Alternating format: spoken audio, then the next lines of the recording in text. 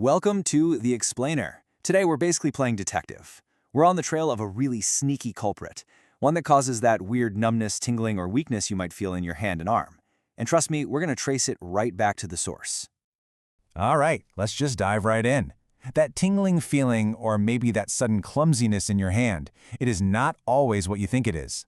You might jump to the usual suspect, yep, carpal tunnel, but a lot of the time, the clues point somewhere else entirely. So, before we can even start pointing fingers at our suspects, we have to understand the scene of the crime. And that means we need to look at a map of the median nerve's journey. It's this incredibly important pathway that runs all the way from your shoulder straight down to your fingertips. As you can see right here, this path is pretty complex. It all starts from this network of nerves up in the shoulder called the brachial plexus. Now, I want you to think of the median nerve as this crucial information superhighway. It's carrying signals from your brain telling your muscles to move, and at the same time, it's sending all that sensory info, like touch and temperature, right back to your brain. Now, imagine what happens when this superhighway gets squeezed or, compressed at different spots along its route.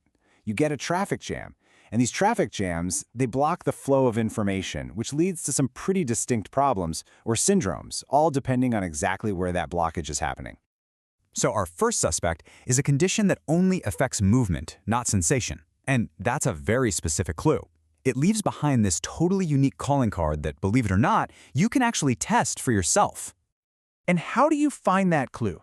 Well, the first major piece of evidence in this whole investigation can be found in a simple, everyday sign you probably make with your hand all the time.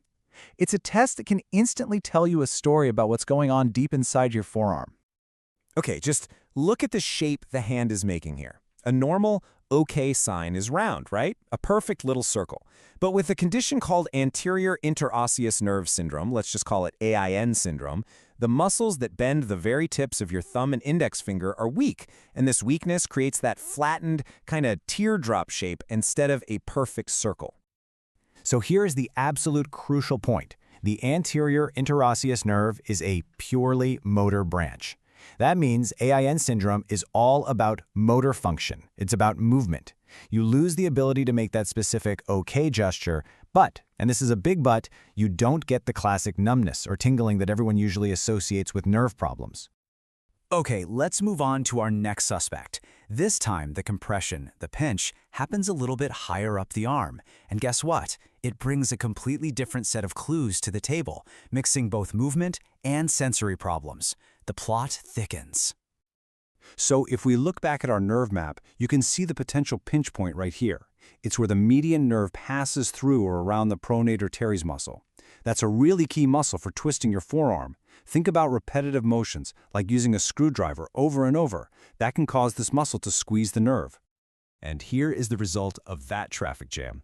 Unlike our first suspect, this one absolutely involves sensory symptoms. We're talking numbness and tingling in the thumb, index, and middle fingers, and this is so important, in the center of the palm. Okay, this brings us to the climax of our investigation. We've gathered our clues, but how in the world do we tell this forearm problem apart from the most famous nerve culprit of them all, carpal tunnel syndrome? The symptoms, they can feel almost identical.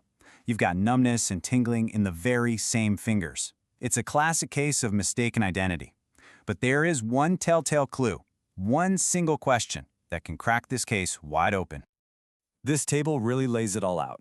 Now, both conditions affect the median nerve, sure, but the location of the pinch is totally different. And that difference leads us to our key clue, the sensation in the palm of your hand. You see, a tiny little nerve branch that provides feeling to your palm, it actually splits off before the nerve even enters the carpal tunnel at the wrist. So if the pinch is at the wrist, the center of your palm usually feels completely normal. This is the huge takeaway from our source material. The entire case often hinges on this one little detail. Just asking the simple question, hey, can you feel the center of your palm normally, is an incredibly powerful diagnostic tool for any doctor, or frankly, for you when you're trying to describe your symptoms. Okay, so now that we've identified the potential culprits behind a nerve compression up in the forearm, what are the next steps? How can you start to manage this without immediately jumping to something like surgery? Well, a therapist will usually focus on these 4 key areas. It always starts with the simplest thing, changing the activities or postures that are causing the problem in the first place. From there, they'll work on correcting your overall posture, stretching out those tight muscles that are squeezing the nerve, and finally, doing these gentle nerve glides to help it start moving freely again. And this is really important to hear. While this kind of conservative care is often super effective, it is absolutely vital to get expert medical advice if the problem just isn't improving. If you notice the weakness is getting worse or that numbness isn't going away, it's definitely time for a specialist to take a closer look. At the end of the day, that numbness or that weakness you're feeling, it's a signal. Just remember the clues we uncovered. Not being able to make a perfect OK sign points to a motor-only issue. Numbness in the center of your palm could distinguish a forearm problem from carpal tunnel. By understanding these signals, you are so much better equipped to listen to your body and start the right conversation with a healthcare professional. So, what is your body trying to tell you?